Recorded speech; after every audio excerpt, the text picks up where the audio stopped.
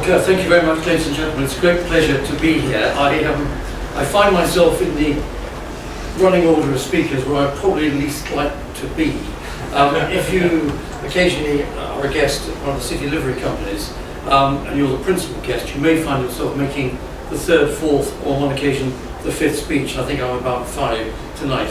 On one occasion a number of years ago, I was sat beside Betty Boothroyd, that very wonderful former Speaker of the House of Commons.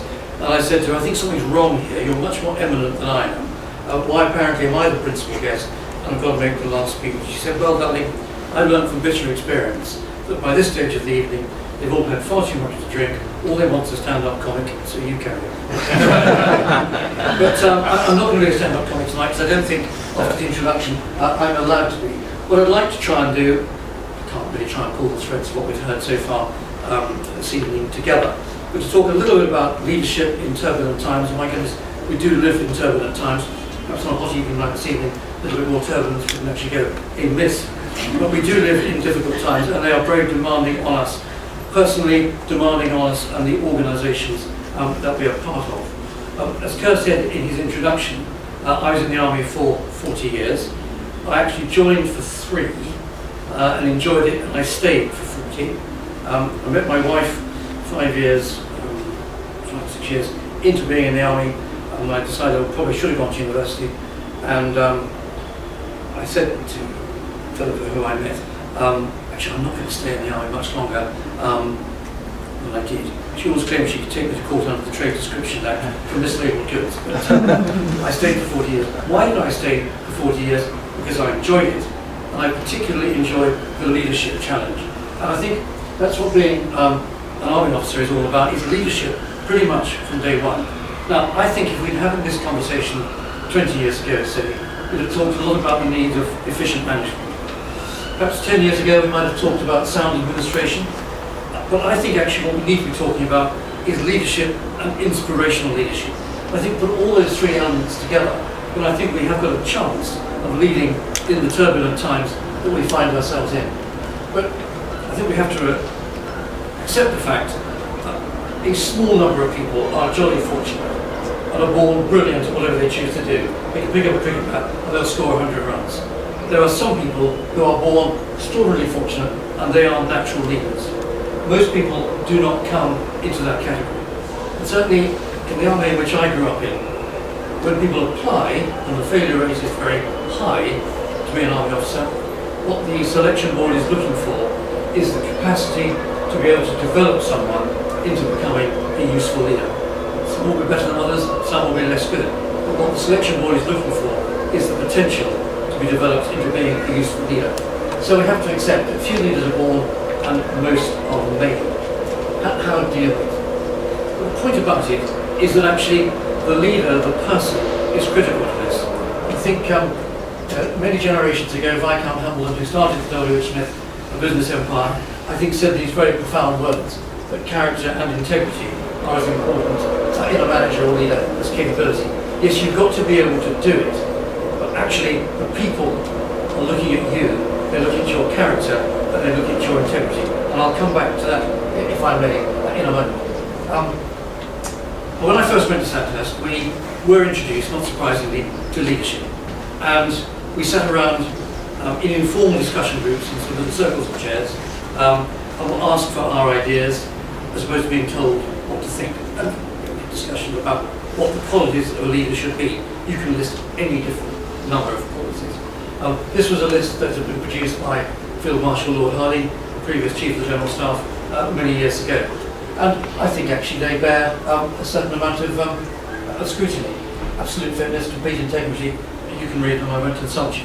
But interestingly, he placed as much emphasis on the adjectives as he did on the noun.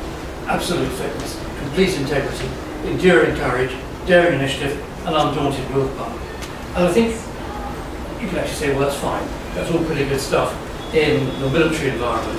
But what sort of read across does that have to civilian life, to the business space? I think actually a lot of those things read across extremely well. And from Kerr's point of view, fit for leadership, it's interesting that his number 1 characteristic was absolute fitness. Fitness of body and fitness of mind. So a leader's got to be a number of things that have identifiable qualities. But what's a leader going to do? Now, the action-centered leadership model, you must know well. It's pretty hackneyed. Actually, it's pretty good. When John Adair developed this, probably 40 or 50 years ago, I think he'd on to a really good thing. In that classic Venn diagram. What is the task? What is it that we've got to do? Who's going to be doing it with you? It's the team that you've got to build and that you've got to lead. But that team is made up of individual people. That team will not work well if you're not looking after the individual needs of the people in that team with whom you're trying to complete the task. And although I couldn't manage it, if I'd made my partner better, I'd have got the word leader into the centre of that Venn diagram, because the leader is at the heart of all those three things. Achieving the task, building the team, leading the team, but looking after, critically, all the individuals in that team. It's all quite straightforward. What's a little bit less straightforward is to think about what level of activity are you leading within or are you leading out. Now, in my organisation, we separate out the levels of activity, the levels of war, if you like, into three: the strategic, the operational, and the tactical. We're thinking not too much originality there. Strategic, well, you'll understand the strategic level, don't we? Strategies for this, strategies for that. Probably, if we're honest, too many things called strategies. And then down on the shop floor, where it all has to happen, it's the tactical level. That's where delivery, that's where it's done. And I think if you've got someone who's got a reasonable strategy and has got good communication skills, and can impart those communication skills to the team, look after the individuals, you can probably drive through and have a fair degree of success. But I think it overlooks that critical level, the level in the middle, what we call the operational level. It's the level, I think, where the general or the captain of industry does his real work. It's the level which sits between the ideas and the action and turns the ideas into action. I suppose, put most crudely, it's the level of the plan. But it's extraordinary sometimes how little planning actually is done. You've got a strategy, it might even be a bit of a vision statement, and you know that people have got to do things on the ground. But if you haven't properly connected the big idea with what's got to happen on the ground, actually you're suboptimal in a major way. This came home to me when I was a very junior officer in Northern Ireland in the early 1970s. I was responsible with my 30 soldiers for a particular patch of southwest Belfast. Protestants on the one side, Catholics on the other side, 50 empty houses in the middle in which I lived. Policy was that the Protestants could live in the houses. It used to be a Protestant estate. The Catholics were stacked up 2 or 3 families to a house up the hill. They weren't allowed to live there. It was actually extraordinarily awkward. The General Officer commanding, the top level general in Northern Ireland, came to visit. And I briefed him on the problem. I took him on a patrol around the area with my soldiers. And I said to him, Second Lieutenant, Lieutenant General, "So General, that's the problem. What do you suggest I do?" He put his arm on my shoulder and said, "Well, Richard, in the British Army, we've got very broad shoulders. Just muddle through." And I really thought from that moment on, actually, we've got to do better than just muddling through. We need to have a decent process where we've got a plan that we can follow. And the way that we try and get things done is by a process that might sound rather clunky when we call it mission command. But if you break it down, it's fairly logical. And essentially, it's a plea for decentralization. It's a plea for taking decisions at the most appropriate level. And the three component parts of that are this. As the boss, you need to apply a considerable amount of intellectual rigor and thought process to work out what your intent is. You've got to work out what it is that you're trying to do, what you're trying to achieve in order to achieve the task. And then in a succinct way as possible, explain that as your statement of intent to the people around you that you want to take part in this enterprise with. And it's really critical that you thought it through and can explain very clearly what it is that we're going to do, so that they understand what the big picture is. And then secondly, you delegate the tasks. You tell people in your team what it is you want them to do, and make sure you give them the tools, the resources, the money, whatever it is that they need to do. But critically, you tell them what it is that they're to achieve, as opposed to just what they've got to do. And then thirdly, and this is where the process can go wrong, supervise appropriately. and I think one of the other speakers touched on this earlier. You've delegated the tasks, but that's not the end of it, because it's your plan, it's your intent. Those to whom you delegated are working to your intent, to your design, to make sure the thing happens. Some people will get it right very easily. You don't have to supervise them very much. Some people probably will be okay if you invest some more time and energy and effort in them, and some will never get it. And as someone said earlier, you've got to get rid of those people. You can't afford to waste time on them. Identify them early and get rid of them. Put somebody else in. Promote someone more junior. Give them the opportunity to thrive, and it'll really bring results. But the critical thing in that three-phase process, the intent, delegation, and supervision, is that you can never delegate responsibility. The buck always stops with the boss. We're just coming up to the 20th anniversary of the massacre at Srebrenica in July 1995, and I have given evidence at the International Criminal Tribunal for the former Yugoslavia in The Hague twice. On one occasion against General Radislav Krstić, who commanded the Drina Corps of the Bosnian Serb army, whose soldiers actually carried out the massacre in Srebrenica. And as I gave my evidence explaining how mission command in a well-organised army properly operates, I could see this rather proud Serb general, about the same age as me, been in the Yugoslav National Army about as long as I've been in the British Army, almost physically, visibly shrink in the dock when he realised, actually, by trying to base his defence on the fact that he not only delegated tasks, he had delegated responsibility.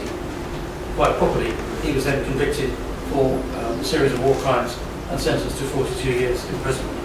He could never delegate responsibility, and he tried to claim that was his defence in court. And the reason why he shrank in court, and it was very interesting, was because he realised that he got it wrong, and his biggest failure was a complete collapse of personal moral courage. On the day, had he said to General Mladic, the army commander, and they were classmates from the Yugoslav military academy going back to years, Ratko, this is wrong, and stood up to him, and the chances are the orders would not have been given to take those Muslim men and boys away and murder 8,000 of them over the next 3 or 4 days. But he didn't stand up, he went along with it, he made a plan, tried to argue he delegated responsibility to the death squad, and he's doing 42 years in prison. Okay, tough call. On the day, complete collapse of personal moral courage, and he's regretting the consequences. I've actually been back to The Hague, given evidence now against General Mladic. He's got no evidence to give it right. But another big question. You talked about values just a moment or two ago. Not surprisingly, the British Army has values. We actually think that our 6 core values, respect for others, courage, discipline, integrity, loyalty, and selfless commitment are really important. Sort of things that you might have expected youngsters coming into the army to pick up in their community or their schools a generation ago. We don't accept that now, so we formally educate and train people in the importance of that. Selfless commitment is really important. Respect for others is really important. So values are important. I think they produce a good moral baseline. A good moral baseline for leadership. But is this enough? Remember at the start I said that I think what we're talking about is inspirational leadership. And I think there has to be something of the heart in this. Inspirational leadership, the word spirit actually is in the middle of the word inspiration. I think there has to be something of the heart, not just of the head. There was a time in my military career when things were difficult, when people looked at me and they either said it or thought it. What do we do now? And you've got to be able to have an answer to what do we do now. And I think we often find ourselves in situations of pressure or stress. On one occasion as a junior officer, 2 guys on either side of me were shot and fell, and what do we do now? It's a difficult issue.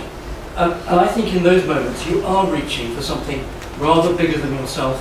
You're reaching something bigger than the moral, bigger than what you can rationalise. Actually you are reaching out into the spiritual realm. And I think a leader actually needs to understand that and has to, I think, believe in something. What you believe in is your own choice. I'm not going to say what you should believe in. In the funny old way of the British Army, for some, belief in the commanding officer, belief in the regiment, belief in our past, that's good enough. For others, it's a religious code. For others, it's belief in the local football team, or not letting your mates down. But believing in something bigger than yourself actually feeds in to there being more to you, to reach out for something when the chips are really down? There's no easy answer, and we have to work it out for ourselves. So, leadership is key. We're all talking about leadership today. We're talking about being fit for leadership, I think especially in these turbulent times. Qualities approach, a functional approach, I've talked about that. Strategic, operational and tactical. At operational level, the level of the plan, where you have a series of steps that take you logically from a big idea to meaningful activity, not muddling through, that is absolutely critical. And this whole business of stating your intent so that everyone understands the big picture, delegating the tasks, and then supervising appropriately is the key to success. I mentioned earlier, like I'm Hamilton, character and integrity as important as capability. And I think that's really important because those in your team, those in your individuals, they will look at you and will work out for themselves what they make of you as their leader. Do they like your character? Do they like your personality? Maybe they do, maybe they don't. You might be an amusing guy, you might be a guy that they're afraid of. But the more critical question after character is integrity. Do they trust you? Are they prepared to follow you? Or are you just one of those people that's only interested in yourself, interested in the bottom line, the devil take the hind quarter? Because they'll look at you and they'll make a decision as to whether they like you, want to follow you, and with what degree of enthusiasm. Character and integrity, really important, much more important than your own capability. And the answer to those questions, what do they, your team, make of you, their leader, and what do you, their leader, think is really important, getting back to that aspect of inspirational leadership and something bigger than itself. I think the answer to those questions, which we have to determine for ourselves, I think they will determine the degree of your success in whatever role you promise us.